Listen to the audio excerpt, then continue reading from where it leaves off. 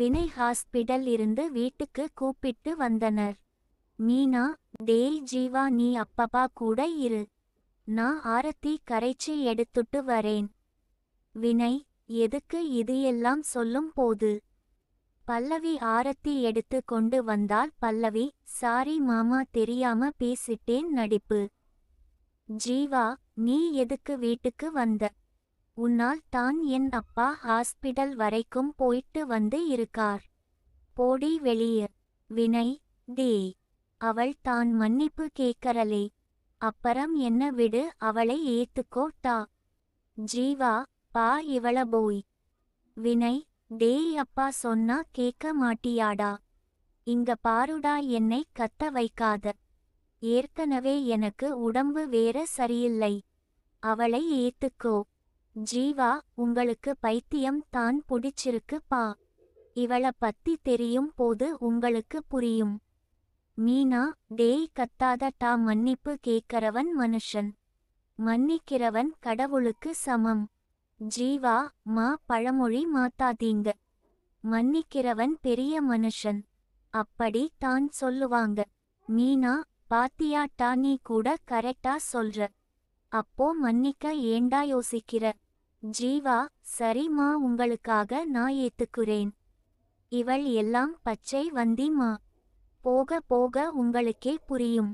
பல்லவி, சத்தியமா நான் உண்மையா இருப்பேன், நீங்களே பாருங்க.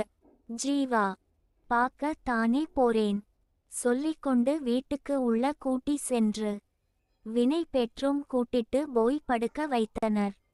மீனா, சரிடா, நீ பல்லவி கூட்டிட்டு ரூம்க்கு போ, சண்டை போடாம அமைதியா பேசு. ஜீவா, ஹும்.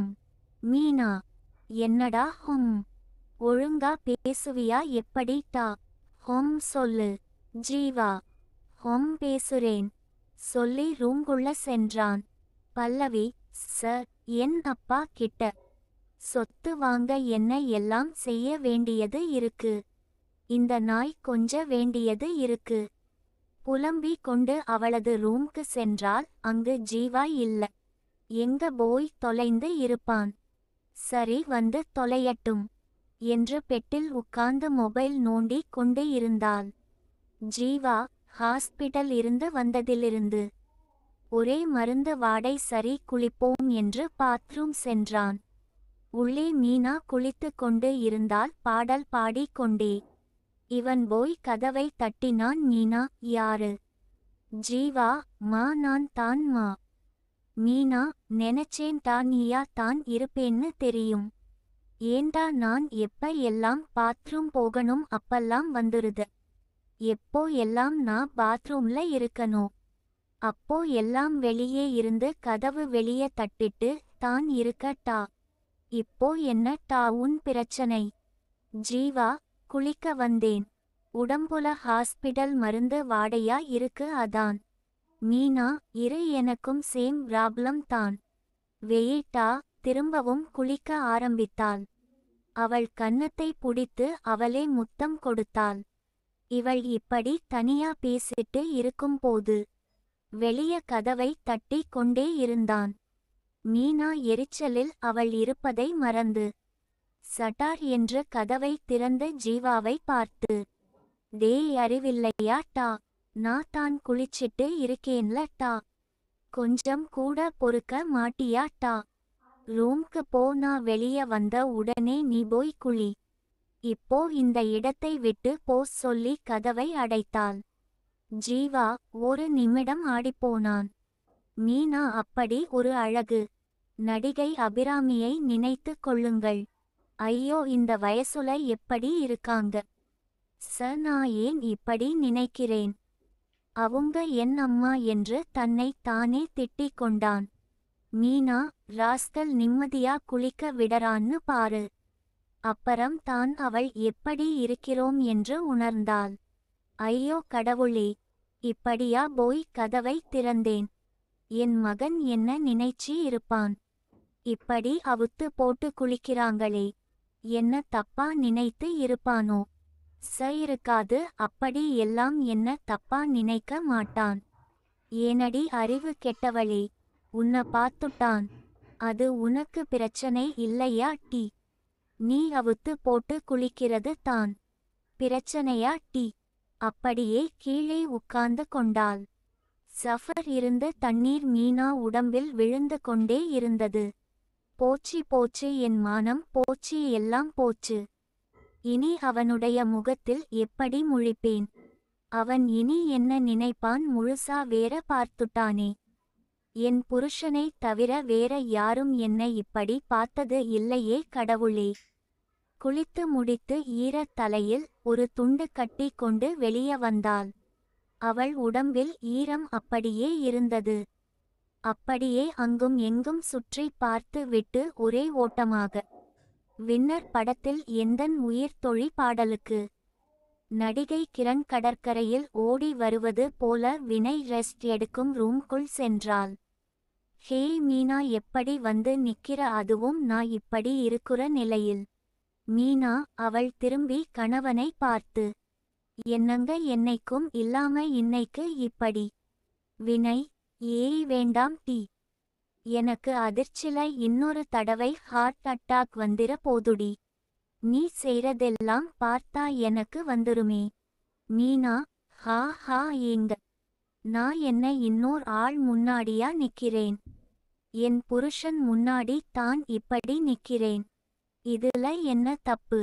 ஆமா, உங்ககிட்ட ஒன்னு கேட்கணும். உங்களுக்கு எப்படி ஹார்ட் அட்டாக் வந்துச்சு? மீனா, இங்க பாருங்க, உங்களை என்னைக்கும் தப்பா நினைக்க மாட்டேன். நீங்க எதுக்காக அவங்க ரூம்குள்ள போனீங்க? அது தான் தப்பு. நம்ம மகனுக்கு கல்யாணம் ஆயிடுச்சு. அவங்க ஒரு பிரைவேசிய எதிர்பார்ப்பாங்க. அவங்க ரூம்குள்ள கொஞ்சம் அப்படியே இப்படின்னு இருப்பாங்க. நீங்க அந்த சூழ்நிலை இருக்கும் போது உள்ள போனா எப்படி இருக்கும்? ஆமா பல்லவி, உங்கள மரியாதை இல்லாம பேசிட்டாலோ? வினய், கவலையில் அவன் முகம் சுருங்கியது. வினய், என்ன சொல்ற மீனா? இவ்ளோ ஈஸியா சொல்ற? அப்படினா நம்ம பையன் உசுருக்கு ஏதாவது ஒண்ணுனா? மீனா, என்னடா பேசுற ஜீவா? என் உசுரு? நான் முடிவு பண்ணிட்டேன். என் பையனுக்கு டைவர்ஸ் வாங்கணும்னு. வினய், எப்படி முடியும்? நம்ம டைவர்ஸ் போட்டா பணம் கொடுக்கணுமே. மீனா, டேய் வினய், இந்த மீனா பத்தி என்ன நினைச்ச? நான் எவ்ளோ பெரிய பிரில்லியன் காலேஜ் சர்டிபிகேட் எல்லாம் பாத்துமா இப்படி டவுட்? டேய், எவிடன்ஸ் ரெடி செஞ்சு தான் டைவர்ஸ் வாங்கணும். ஜீவாவை பாத்ரூம் இருந்து துரத்தினாள். அதன் பிறகு ஜீவா தன் அழகு அம்மாவின் அழகை நினைத்து கொண்டு ரூம்க்கு வந்தான். அங்கு பல்லவி அவள் காதலனுக்கு போன் பேசி கொண்டு இருந்தாள். ஜீவா, அடி பாவி, உன்னை எப்படி எல்லாம் காதலிச்சேன். இப்படி பன்றியே டி. இவள நினைச்சிட்டு மொபைல் வீடியோ எடுக்க ஆரம்பித்தான். Raj, super D. பல்லவி, டேய், நான் அப்புறம் கூப்பிடுறேன். பாய் சொல்லி போனை கட் செய்து ஜீவாவை பார்த்து, டேய், நீ எப்போட்டா வந்த? ஜீவா, ஹா, நீ உன் காதலன் கிட்ட பேசி கிட்டு இருந்தியே. அப்பவே வந்துட்டேன் நே. எல்லாம் என்ன ஜென்மம் டி. பல்லவி, டேய், சும்மா நிறுத்துடா. உன் பாட்டுக்கு பேசிட்டு இருக்குற. நான் யாருன்னு தெரியும்ல? சரி, அத விடு. என் காதலன் யாருன்னு தெரியுமா? அது தெரிஞ்சா நீங்க ஷாக் ஆகிடுவ. அது வேற யாரும் இல்ல, உன் பெஸ்ட் ஃப்ரெண்ட்ஸ் ராஜ். அவன் தான் என் காதலன்.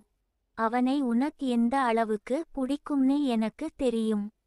ஜீவா, ராஜ் இருவரும் சிறு வயசு முதல் இப்போ வரைக்கும் உயிர் தோழர்கள். ராஜ் திருமணம் ஆனவன். அவள் மனைவி வள்ளி அழகில் மீனா போன்று தான். அவள் ஜீவாவை அண்ணா என்று தான் பாசமாக அழைப்பாள். ஜீவா அப்படியே உடைந்து போனான். கையில் இருந்த மொபைல் போனை கீழே போட்டு உடைத்து நொறுக்கினான். டேய், நீயும் நானும் எப்படி பட்ட ஃப்ரெண்ட்ஸ்? இப்படி ஒரே நிமிஷத்தில் இப்படி சுக்கு நூறாக்கிட்டியே டா. உன் குடும்பம் என் குடும்பம் மாதிரி தானே நினைக்கிறன். நான் உன் வீட்டுக்கு வந்தா உன் அப்பா அம்மா எப்படி பாசமா பாப்பாங்க தெரியுமா டா என்று புலம்பிக் கொண்டு இருக்கும்போது அவள் நாக்கின் தூக்கி ஜீவா முகத்தில் எறிந்து, பல்லவி, டேய் அந்த நாக்கின் முழுமையாக உன் உயிர் தோழன் ராஜ் தான் இருக்கு. அத புழிந்து குடிச்சிட்டு. இதையெல்லாம் வெளியே இருந்து பார்த்து கொண்டிருந்த மீனா ரூமுக்குள் வந்து என்னடி சொன்ன? என் மகன் உன் காதலன். அது ஒரு காலமும் கனவுல கூட நடக்காதடி. ஆனா ஒன்னு நடக்கும். எங்களை விட்டுருங்க, நாங்க செஞ்சா எல்லாம் தப்பு தான். நீங்க கெஞ்சுவீங்க டீ, கெஞ்ச வைப்பேன் டீ. வாடா ஜீவா என்று அவனை வெளியே கூட்டி சென்றாள்.